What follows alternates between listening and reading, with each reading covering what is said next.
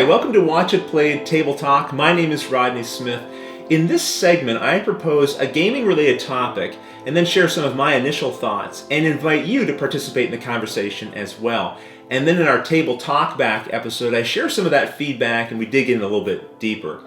Now, for this topic, I'm worried about this one. I don't know exactly how to frame it in a way that's coherent. So I'm just going to charge in, and hopefully by the end of this you'll understand what I'm getting at.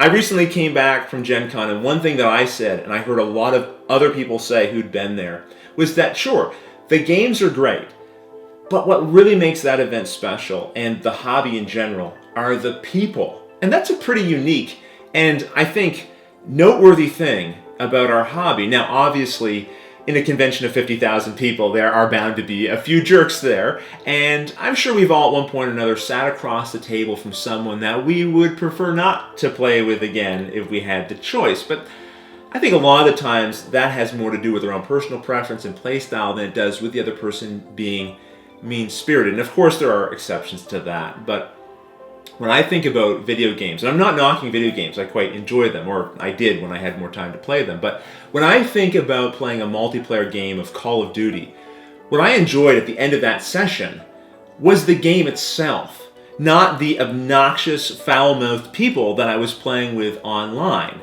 It was more, did I win, and did I beat those other people, or, was the game immersive, and was it exciting? It was really more focused on the game, I would say, than on the people. And again, of course, there's exceptions to that as well. But, when I look at the gaming hobby, it really surprises me. I see publishers going out to supper together. I see them in each other's booths, enjoying buying and playing each other's games. And they're, technically competitors, right?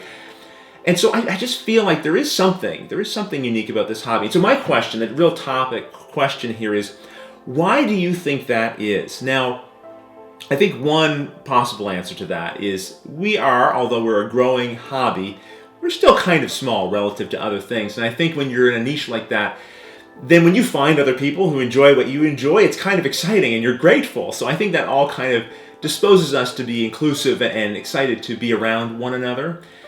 But I do need to give credit to Jared and Cody of Geek Chic. We were talking about this together, and they said something that just, when they said it kind of hit me in the gut a little bit. We were talking about sort of the positive nature of the hobby, and they suggested that, a lot of people who are in this hobby have at one time or another been on the receiving end of ridicule, bullying, mean-spirited people. And I'm older now. I'm married, I have children, the days of being bullied are behind me, but that did make up a pretty significant portion of my childhood.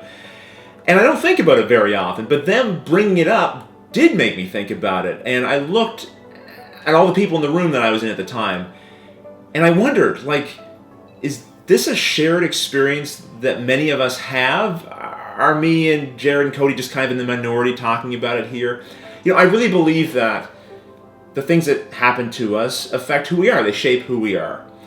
And I just wonder if you've been on the receiving end of bullying or ridicule, does it make you more empathetic towards other people? Does it make you more aware when that's going on and make you want to shun that kind of behavior? And I just wonder if that has in some way an influence on the culture of gaming as it is now.